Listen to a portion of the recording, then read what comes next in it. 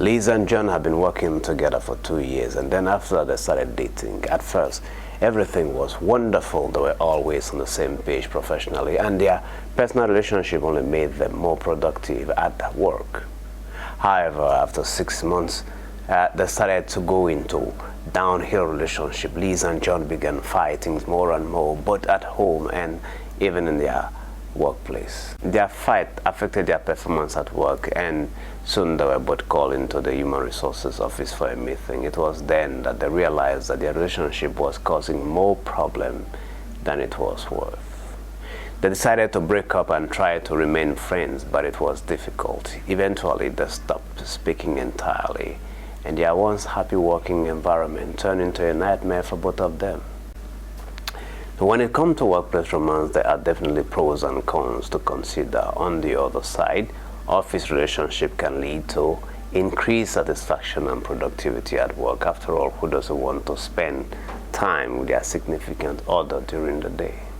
However, there are some potential downhill to dating someone in your workplace. For example, if things go sour, it can make going into the office every day a nightmare. Workplace romance can be a boost or a risk for your career. So sorry for the noise that you are hearing at the background, the music and co. I stay not far from a busy place, and people are actually usually making some noise.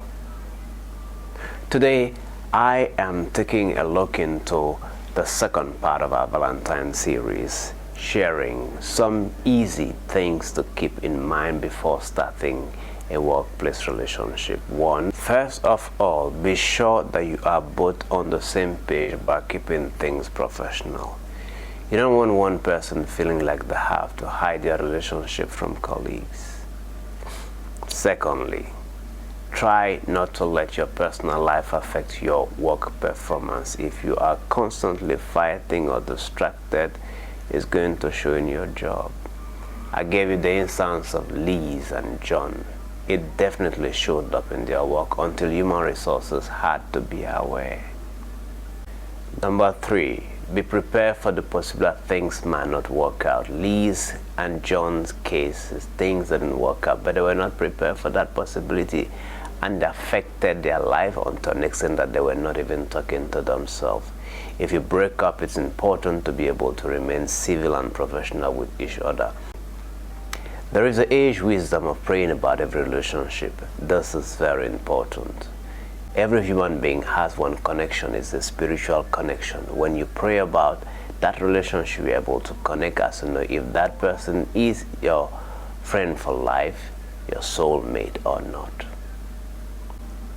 Having said all of these things, there are definitely pros and cons to consider before starting a workplace romance, but as long as you go into it with eyes open, you'll be able to save yourself out. So go into it with eyes open, with prayer, with eyes open in prayer, and it can definitely be a great way to boost your career satisfaction. Relationship like work require compromise, so don't start something if you don't have the desire or ability to follow through. Your friends, co-workers, and loved ones deserve the best version of you. Hi, I'm Ansel, your career breakthrough sidekick. I have here a disclaimer.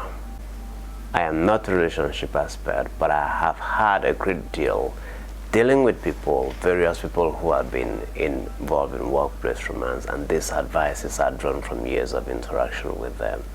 I am coming with more videos. Tomorrow again is a back-to-back series I am doing, but in the meantime, if you watch just before you begin your craves and the raves on the day of Valentine, remember, the best of all the love is to be as humane as possible and not to hurt any person. And then understand, for God so much loved the world that he gave his only begotten Son, so that whosoever believe in him shall not perish, but have everlasting life. Be responsible in the way you love people. Don't use today for licentiousness and for depravity. God bless you. See you tomorrow.